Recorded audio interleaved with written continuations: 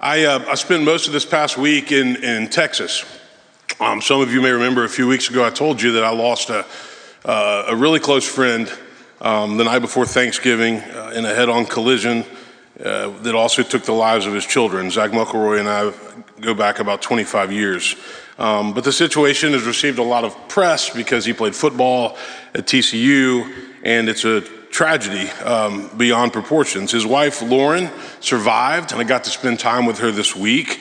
And she is on the healing path, but of course it's going to take a really long time to heal from this, and you never get over this, but it was good to be with her this week. What do you say to somebody who has just lost her husband and 2 children? How do you give her hope? Spent the first part of the week in Austin, where she's been recovering, and led a memorial vigil there on Monday night, and that was for that community. And then we went to Fort Worth, and Megan came and met me, and we had about 3,000 people show up Friday afternoon to celebrate at the funeral there. But I still can't believe that Zach is gone, and then when you throw his children on top of it, it's really a lot. But it was good to be in Texas, and good to be with people that we love, and good to be back at TCU and see the ribbons and lights on the trees, and to think about the memories that we have made there over the years. We had a reception in the stadium, and it's fitting because he loved TCU football, and we all love TCU football, just not this year, but we all love it. But Zach made me a better person, a better husband, a better friend, a better minister, and I miss him. Sigmund Freud famously said that life as we find it is too hard for us. It has too many pains and disappointments and impossible tasks. He said that suffering comes from 3 different directions. First, from our own body, which is doomed to decay and decline over time. Second, he said, from overwhelming and merciless forces of destruction like earthquakes and floods and other natural disasters. And then he said, finally, the third area where we experience pain is from the relationships that we have with each other. And the suffering, he says, that comes from this source is perhaps the worst and the hardest, because we do things and say things to each other that really hurt.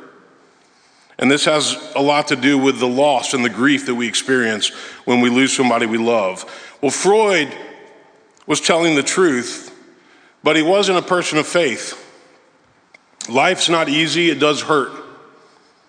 The pain can be overwhelming, but the truth is life has always had its setbacks and tragedies and difficulties. There have always been hardships and struggle. There's never really been a time in the history of the world when everything was just fine, including the ancient world into which Jesus was born. Luke's gospel tells us that Jesus was born in Bethlehem of Judea.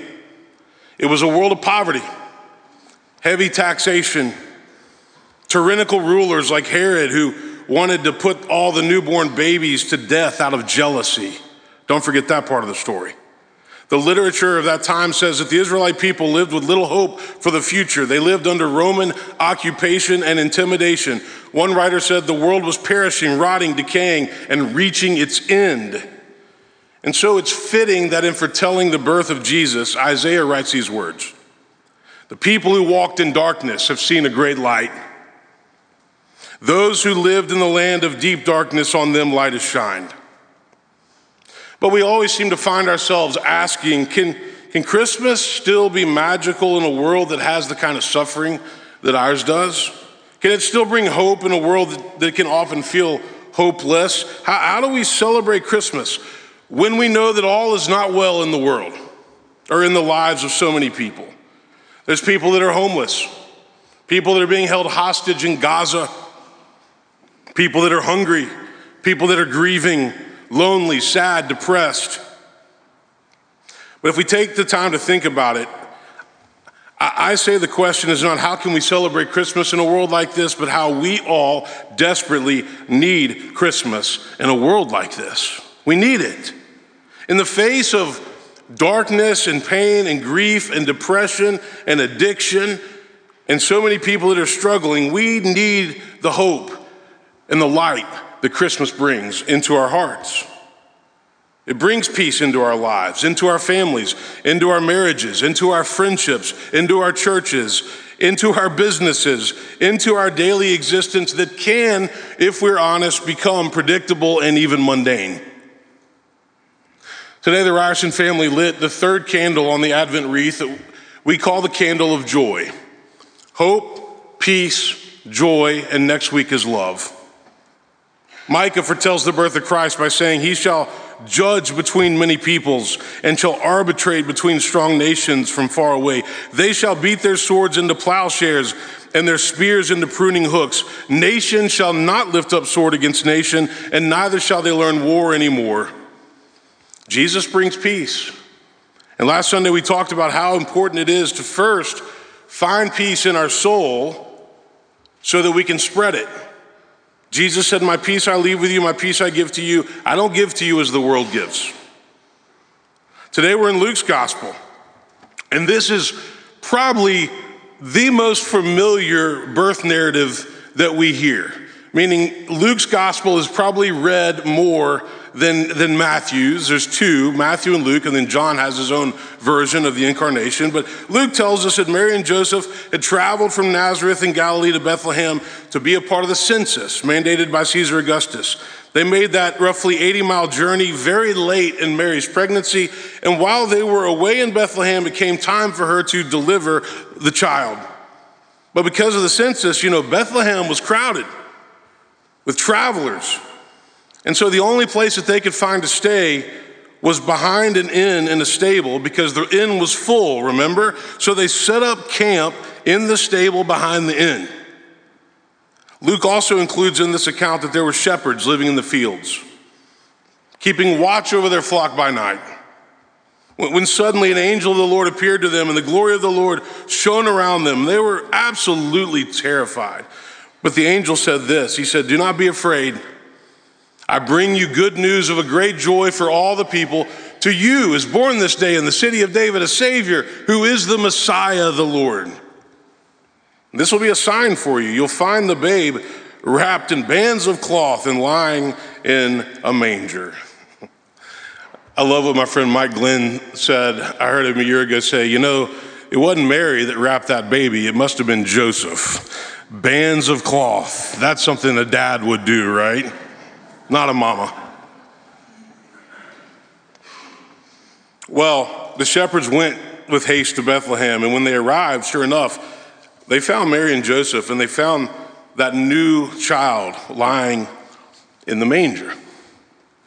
Let's not forget the setting where Jesus was born. A manger, a feeding trough was where he was laid. How do we experience joy at Christmas? How would you understand or describe the times in your life when you feel joy? What did the angel mean when he said, I bring you good news of a great joy for all the people?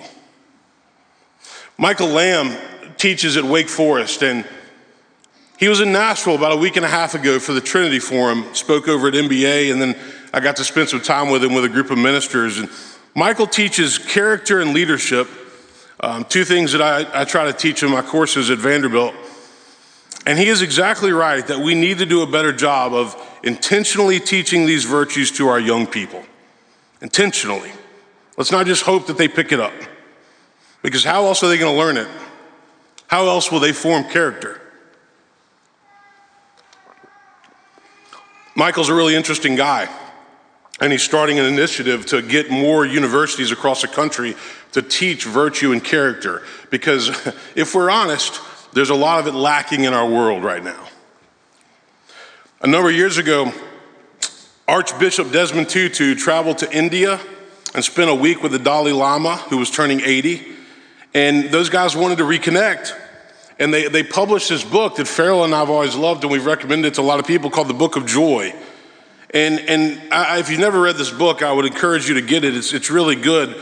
But they basically say, everyone seeks happiness, joyfulness, but from the outside, from money, from power, from big car, from big house. Most people never pay attention to the ultimate source of the happy life, which is the inside, not the outside. But we have to understand that there's always been a fundamental difference between happiness and joy. We all want to be happy, right? But happiness in life is fleeting. It's tied to circumstances that are out of our control. A pretty day, go Titans, right? A nice vacation, a promotion at work, but happiness comes and goes. It doesn't stick around. Joy in life comes from a much deeper place. You know, I experienced joy this week at that service in Austin Monday night that I was leading, and in that service in Fort Worth on Friday. We don't have to be happy to experience joy. And sometimes we can't even explain the things in life that give us joy because it will come in unexpected ways and it will surprise us. But joy is overwhelming. It's all-encompassing. It's a feeling deep within our gut that although there may be problems in life, although there may be hurt and pain, and although there may be suffering, everything is going to be okay. Now, it's hard to tell my friend Lauren that, because it doesn't feel like everything's going to be okay. Bishop Tutu and the Dalai Lama, one of the things I love about what they did is they said, look, if you want to experience joy in your life, you got to be aware of the pillars. Meaning, you got to be aware of the things in your life that bring joy. If you're not aware of them, you're probably not going to experience a lot of joy. And so they actually named 8. And the first one they said was perspective. It's the way you see the world. It's the way you see any situation that you may be facing. You remember Viktor Frankl? He was a Holocaust survivor. He wrote that incredible book, Man's Search for Meaning. He said that we may not choose our circumstances, but we always choose how to respond to the circumstances. 2 people could be in the same predicament, but depending on their perspective, one of them may be in a much better place. And so sometimes in life, the best thing we can do is change our perspective, change our attitude, our outlook. They talked about humility, the second one. So many people seem to struggle with being kind to themselves. And this is sad, but if you don't have a genuine love and kindness towards yourself, then how can you extend that to others? Jesus said, love your neighbor as you love yourself. Jesus also said, all who exalt themselves will be humbled. All who humble themselves will be exalted. C.S. Lewis said, humility is not thinking less of yourself, just thinking of yourself less. Put others first. The world doesn't revolve around you. Then they said laughter. You know, we did laugh a lot this week in Texas, telling stories, showing pictures, seeing old girlfriends we dated in college in the pictures, being with old friends, reminiscing. Laughter is one of the best medicines for the pain of life. It's the shortest distance between 2 people. You know, too many people, I think, take life way too seriously, and the joy gets sucked right out. But you have to be able to laugh at yourself. Nobody wants to be around somebody who's always serious. Then they said acceptance. Learn to accept life and all of its pain, its imperfection, its beauty. This was a tough one for me this week. Accepting what's happened. Acceptance is the opposite of resignation and defeat. A big part of the spiritual life is learning to accept the things that have happened to you, to not live in denial. The Dalai Lama once said, our stress and anxiety comes from our expectations of how life should be. So many of the causes of our suffering come from our reacting to the people, places, things, and circumstances in our lives rather than just accepting them. And I didn't say it's always easy to accept the things that have happened, but it is reality. You know, when we react, we can stay locked in to judgment and criticism, anxiety, despair, even a denial and addiction. That's how a lot of people cope with their pain, right? But acceptance is a recognition that we can't control everything, and sometimes it's just better to come to terms with it the way things are. Then they mentioned forgiveness, and I talked about that last week as the last part of how you find peace in the soul. It frees us from the past. Forgiveness doesn't mean that we forget. It just means that we're trying to move on. It doesn't mean that we accept what somebody did to us as being okay. It just means that we don't want to hold on to it forever, not so much for their sake, but for our sake. We want to move forward. Gratitude. In our entitled world, all spiritual traditions recognize the importance of being grateful. Not just at Thanksgiving, but all the time.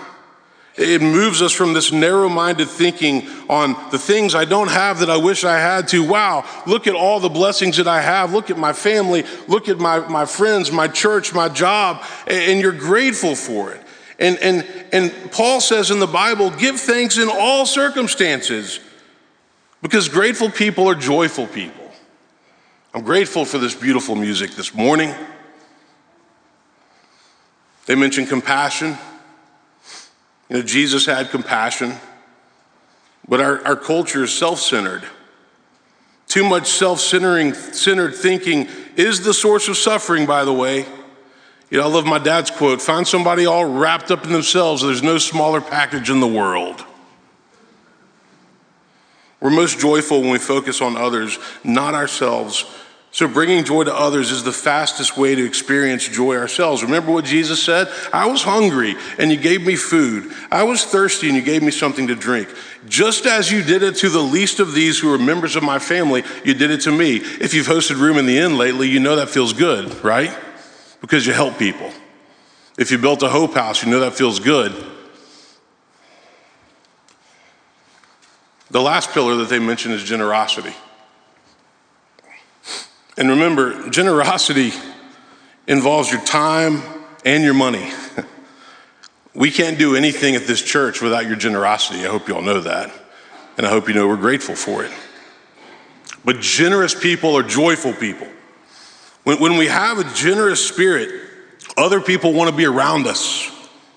We radiate happiness in the company that we keep. And we all know that Christmas is a season of giving. It's a season of thinking about other people and being generous. You know, my friend Zach exhibited all these pillars, all these virtues as long as I've known him, 25 years. And he helped me to focus on these things because these are the virtues that matter. These are the virtues that we have to teach our young people. I'm talking about Judson and Lindsay, his children. You know, I said that they radiated joy because their parents radiated joy.